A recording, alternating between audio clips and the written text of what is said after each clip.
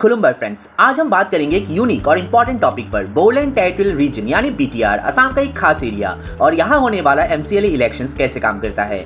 अगर आप असम से है या कॉम्पिटिटिव एग्जाम की तैयारी कर रहे हैं तो ये वीडियो आपके लिए मस्ट वॉच है। अगर आप मुझे रेगुलरली फॉलो करते हैं तो आपने देखा होगा मैं अपना वीडियो छोटा रखता हूँ क्योंकि I believe focus on content not on unnecessary information. Simply बोलूं तो सीधी बात नो बकवास। तो चलिए वीडियो को शुरू करते हैं। सबसे पहले समझते हैं बोडोलैंड टेरिटोरियल रीजन यानी बीटीआर क्या है। बीटीआर असम का एक ऑटोनोमस रीजन है जो है असम के नॉर्थ वेस्टर्न हिस्से में, जिसमें आता है असम का कोकराझार, बाक्सा, चिरांग और उदालगुरी डिस्ट्रिक्ट। रिसेंटली तामुलपुर को एक नया डिस्ट्रिक्ट बनाया गया है लेकिन उसमें अभी के लिए कोई पॉलिटिकल चेंजेस इंक्लूड नहीं किया गया है। ये रीजन बोडोलैंड टेरिटोरियल काउंसिल के अंडर आता है जिसे शॉर्ट में हम बीटीसी कहते हैं। सिंपली बोलूं तो ये एक ऑटोनोमस काउंसिल है जिसे एस्टेब्लिश किया गया है under 6th schedule of Indian constitution, जो इसे एक स्पेशल पावर देता है। इसके बारे में कभी हम दूसरे वीडियो में डिस्कस करेंगे। जैसे कि मैंने पहले बताया, बोडोलैंड टेरिटोरियल काउंसिल एक ऑटोनोमस काउंसिल है जो 6th schedule of Indian constitution के अंडर काम करता है।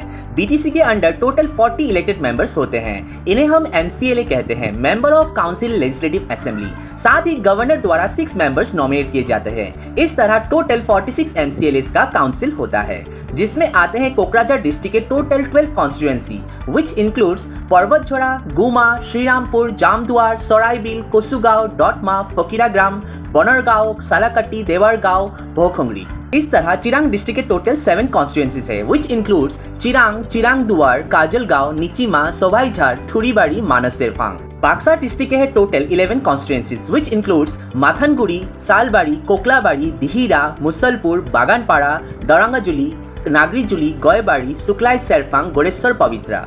And उदालगुरी डिस्ट्रिक्ट है total 10 constituencies which includes Khairabari, Bhergaon, Nonai Serfang, Khalingduar, Madhuibari, Harisinga, Dhansiri, Bhairabkunda, Pasnoi Serfang and Rohta.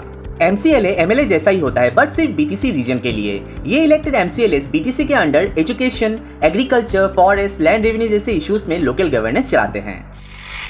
अब बात करते हैं इलेक्शन कैसे होता है। एक वोटर को 18 साल होना चाहिए और बीटीआर रीजन का रजिस्टर्ड वोटर होना चाहिए। जैसे कि मैंने बताया टोटल 40 सीट्स के लिए इलेक्शन होता है। हर एक कॉन्स्टिट्यूएंसी से एक एमसीएलए चुना जाता है।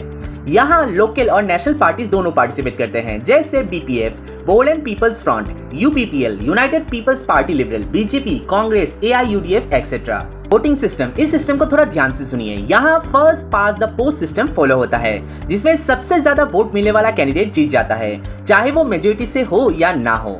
और ये सारा election process Assam state election commission के अंडर ऑर्गेनाइज होता है। जब इलेक्शन रिजल्ट आता है तब जिस पार्टी या कोलिशन के पास मेजोरिटी होता है वो अपना चीफ एग्जीक्यूटिव मेंबर यानी सीईएम अपॉइंट करता है। CEM chief executive member of BTC. ये सीईएम पूरा काउंसिल लीड करता है, same like chief minister in state. For better understanding, जब मैं ये वीडियो शूट कर रहा हूँ तब सीईएम है मिस्टर प्रमोद बोरो यूपीपीएल पार्टी से। ये इलेक्शन सिर्फ रीजनल नहीं, कल्चरल एंड एथनिक आइडेंटिटी के लिए भी इंपॉर्टेंट है। बोडोलैंड की अलग आइडेंटिटी और ऑटोनॉमी को मेंटेन रखने के लिए ये प्रोसेस क्रूशियल है। अगर आप एपीएससी, यूपीएससी, एडीआरई, टेट या किसी भी आसाम बेस्ड एग्जाम की तैयारी कर रहे हो तो बीटीआर और बीटीसी के स्ट्रक्चर को अच्छी तरह समझना बहुत जरूरी है। अब कुछ फैक्ट्स। पहला, बोडोलैंड टेरिटोरियल काउंसिल जो बीटीआर को गवर्न करता है असम का पहला 6th शेड्यूल के अंडर बना ऑटोनोमस काउंसिल है। ये 2003 में बोडो अकॉर्ड के बाद एस्टैब्लिश हुआ था। दूसरा, 2025 में अर्पणा मेधी को बीटीसी लेजिस्लेटिव असेंबली का पहला महिला स्पीकर बनाया गया। ये जेंडर रिप्रेजेंटेशन के लिए एक हिस्टोरिक मोमेंट था।